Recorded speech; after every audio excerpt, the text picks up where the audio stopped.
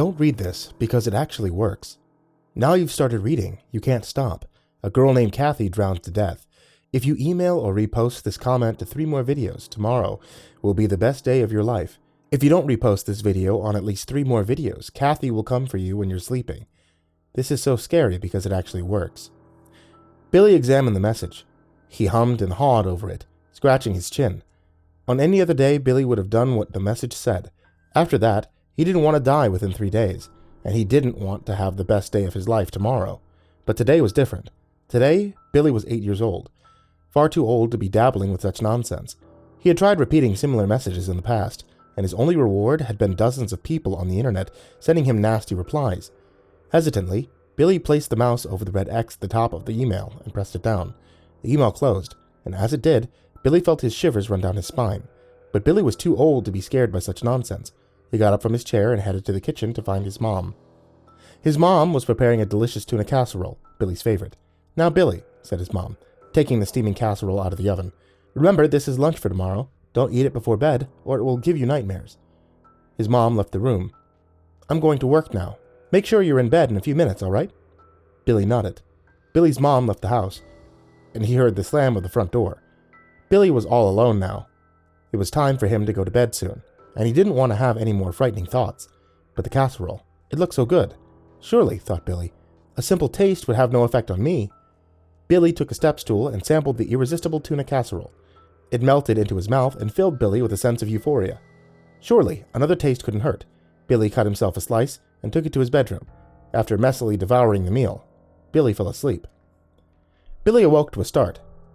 He heard a voice in his room. It was a creeping sloshing sound like the sound of a boot sinking into a muddy puddle. At first, Billy thought that this was his mom coming home from work, but after checking the digital clock that glowed bright red in the darkness, he realized that his mom wouldn't be home for another few hours. The sloshing sound continued. Billy sat up straight, listening intently to whatever it could be. He crept downstairs and saw muddy footprints leading straight into the front hall of the house. He gasped. Now Billy felt like a child, too young to be a part of such a frightening world. He considered bolting out the front door, but Billy calmed himself down. Maybe it was simply his mother, home early after all. Billy crept after the footprints. Billy knew that his mother would never trek such a mess through his house, but Billy had to be sure. The footprints came in a dead stop in the kitchen. Billy poked his head through the doorway and turned the lights on. There, sitting on the kitchen table, was a girl about his age, eating the tuna casserole. Her hair was matted, wet, and black. Her skin, fetid and rubbered. Her eyes glowed as red as his alarm clock upstairs. Billy gasped, startling backwards and crashing against the wall, sliding to the ground. The girl got off of the table and started advancing towards him. "What's wrong with you?" she said. "I'm just—" Billy wouldn't listen to the sea witch's horrible taunting. He tore past her and grabbed the nearest weapon in the room, the tuna casserole. Using the brunt of the glass container, he smashed it over the girl's head. A steady stream of blood poured from it, and the girl's lifeless body collapsed to the ground. The tuna casserole was now spread all over the floor, messily decorating it with bits of cheese and fish. Billy took a sigh of relief. As any moment now, the girl would evaporate into a puff of black smoke. However, the girl lay there lifelessly. Billy thought for a moment that he might have made a mistake. He kicked the girl a bit, but she continued to lay there lifelessly. Looking outside, he noticed that it was raining, which probably explained her hair and the boots. Billy shook the girl frantically, but there was no response. Billy started crying, and as he did, he noticed the girl stirring. Still not sure of what to think, Billy grabbed the piece of glass from the shattered casserole. He grasped it so hard the blood formed at the edge of his hand. The girl rose up, and one of her hands shot towards Billy as she choked the life out of him. She reached down and began eating the tuna casserole. Billy awoke with a start. His chest poked in and out as he steadied his thoughts. Looking around, he perceived that the previous events had all been a horrible dream. There was no crazy demon ghost girl after all. He sighed in relief, but noticing something wet on his hand. Looking at his hand, he saw the glass he had taken from the tuna casserole, and the blood that had formed after he pierced his skin by holding it too hard. Billy awoke with a start. Before doing anything else, Billy looked at his hands. Completely clean, he thought. Absolutely no blood. No signs of conflict. Everything was right with the world. It was still dark out, but his mother would be home soon. Billy looked around and then let himself relax. "Thank God I'm done with these nightmares," he said. "Don't thank him yet," said a voice coming from the doorway. He looked up and saw the girl again, this time holding a butcher's knife. Billy awoke with a start. Not ready to be fooled again by the dream, he first checked his hands, clean, free of blood. He looked at the doorway, vacant, not a soul in sight. He held his breath and listened for muddy footsteps. but not a single one was heard. Terrified, Billy crept out from his bed and decided to wait on the couch for his mother to get home. He grasped the metal banister and began to slowly descend downward. As he did, he looked around, desperate for signs of foul play. When none were spotted, Billy made it to the couch and waited for his mom to come home. After a few moments of tense, nerve-wracking waiting, the door swung open, and his mom, back from her night shift, greeted him with a smile. "What are you doing up so late?" Billy's eyes were filled with tears. "I've been having these terrible nightmares. I accidentally had some of the casserole and... Billy's mom shook her head.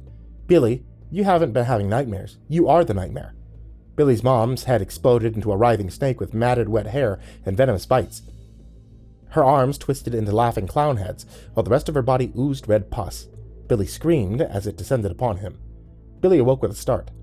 For a few hours, he was too afraid to do anything but silently sob to himself in his bed. He didn't care anymore. He just wanted the nightmare to be over. Billy knew that this was a nightmare. Sure, there was no signs to prove it, but there would be soon. Undoubtedly, there would be soon. Billy ran downstairs, just as his front door opened. "Billy," said his mother, "what are you doing racing around the house at this time of night?" Billy ran past his mother, knowing that soon she would become a nightmare. Billy only had one decision. The Luger that was hidden deep downstairs in a safe. Billy knew that if he could get his hands on the gun, he would blow his brains out, and the dream would be over. His mom chased after him, screaming things that his mother would scream, like, "Get back here, Billy. You should be in bed now. You ate the casserole, didn't you? And where are you going?" Billy made her no mind, and headed to the basement. He spotted the safe. Billy's mom couldn't keep up with him, and now only walked after him. It would give him enough time to do what he needed. Billy knew the combination to the safe, although his mom thought that he didn't. The Luger was his father's, and now he planned on putting it into use. He inputted the combination, and took the gun out of his safe. Right as his mother burst through the door with the basement, "Billy," she screamed, tears welling up in her eyes. "Put that gun down this instant. Now, now." Billy wouldn't fall for her tricks. He placed the gun to his temple and closed his eyes. "Billy," yelled his mother, frantically. "No, no." Billy pulled the trigger. The bullet went clean through his brain, and his lifeless body fell to the floor. Billy's mom collapsed to her knees and cried, reflecting on what a royally idiotic idea keeping the Luger downstairs and assuming Billy didn't know about it was.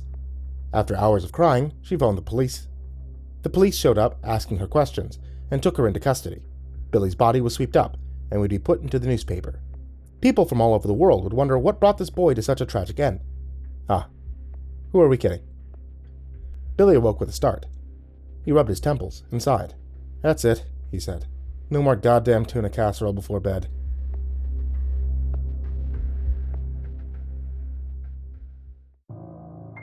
Hey there kids, it's me, MrCreepyPasta, and I want to tell you thanks so much for watching tonight's video or listening to tonight's episode of the podcast. Before I tell you all good night, I just want to remind you that there is tea available. It hasn't been available for quite a while, but now my wife's tea shop, the Ivory Monocle Tea, has become available once again. If you guys have been missing out on tea, or if you've missed out over the holidays, over these crazy months for me and my family, well, now's your time to get more tea. Head over to etsy.com/shop/ivorymonocletea, and you can get your hands on tea from my wife. It's perfect if you guys happen to be living through this winter storm.